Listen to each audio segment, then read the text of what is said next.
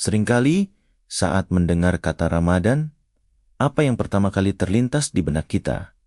Rasa lapar, tenggorokan yang kering, atau hitungan jam yang terasa melambat menuju maghrib? Secara tak sadar, kita mendefinisikan Ramadan sebagai bulan kehilangan makan siang, kehilangan kenyamanan, kehilangan asupan energi. Padahal, jika kita menelisik kembali satu-satunya ayat di dalam Al-Quran yang menyebut nama Ramadan, Tuhan tidak memperkenalkannya sebagai bulan lapar. Allah berfirman, Syahru Ramadan alladzi unzila fihil Qur'an. Ramadan adalah bulan diturunkannya Al-Quran. Ini adalah pergeseran paradigma yang fundamental. Ramadan bukan tentang apa yang kita tahan dari tubuh kita, tapi tentang apa yang kita masukkan ke dalam jiwa kita. Ini bukan bulan tentang perut yang kosong, melainkan tentang hati yang bersiap untuk diisi kembali. Pernahkah kalian mendengar tentang fenomena mobil merah? Jika saya bertanya, berapa mobil merah yang kalian lihat di jalan tol kemarin? Mungkin kalian tidak akan ingat satupun. Mobil-mobil itu ada di sana, melintas di depan mata kalian, tapi otak kalian mengabaikannya. Namun, jika saya berjanji akan memberi 1 juta rupiah untuk setiap mobil merah yang kalian temukan hari ini, mendadak mata kalian akan menjadi sangat awas. Tiba-tiba, jalanan seolah dipenuhi warna merah. Apakah jumlah mobil merahnya bertambah? Tidak. Yang berubah adalah fokus pencarian kalian. Begitu pula dengan Al-Quran dan hidayah di bulan Ramadan. Jawaban atas kegelisahanmu, obat atas lukamu, dan petunjuk atas kebingunganmu. Semuanya sudah ada di sana selama ini. Tertera jelas di setiap lembar ayat-ayatnya. Masalahnya bukan pada ketiadaan jawaban, tapi pada ketiadaan pencarian. Kita tidak menemukannya karena kita tidak sedang mencarinya. Kita terlalu sibuk mencari validasi manusia, mengejar pencapaian duniawi, hingga lupa mengaktifkan radar hati kita untuk mencari pesan Tuhan. Mungkin ada di antara kita yang merasa, aku terlalu kotor untuk Ramadan.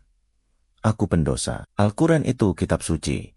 Ia tak akan relate dengan pendosa sepertiku. Ketahuilah, itu adalah tipu daya terbesar. Al-Quran tidak diturunkan hanya untuk mereka yang suci. Ia diturunkan sebagai hudan lin naas, petunjuk bagi seluruh manusia, termasuk manusia yang sedang tersesat dan terluka. Bayangkan, hati manusia itu seperti tanah. Ada tanah yang gembur, ada pula tanah yang keras membatu. Al-Quran adalah air hujan yang turun dari langit. Tugas hujan hanyalah turun membasahi bumi. Ia tidak memilih-milih tanah mana yang pantas ia siram. Bahkan, jika hatimu saat ini terasa keras, tandus, dan mati, jangan menjauh. Justru itulah saatnya engkau paling membutuhkan hujan. Biarkan ayat-ayat itu mengalir. Awalnya, mungkin ia hanya lewat begitu saja. Tapi, percayalah, tetes demi tetes air itu perlahan akan melunakkan korok-korok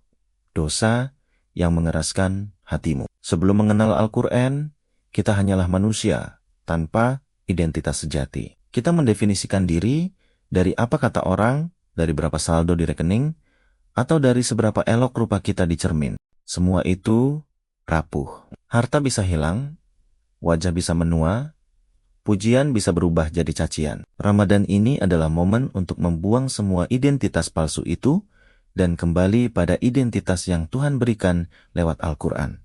Bahwa kita adalah hambanya. Bahwa la haula wa la quwata illa billah, tiada daya upaya kecuali pertolongannya. Jadi, Ramadan kali ini jangan hanya sibuk menahan lapar, sibuklah mencari. Aktifkan radar mobil merimu untuk mencari pesan cintanya. Buka Al-Quran itu bukan karena kamu merasa suci, tapi justru karena kamu butuh disucikan.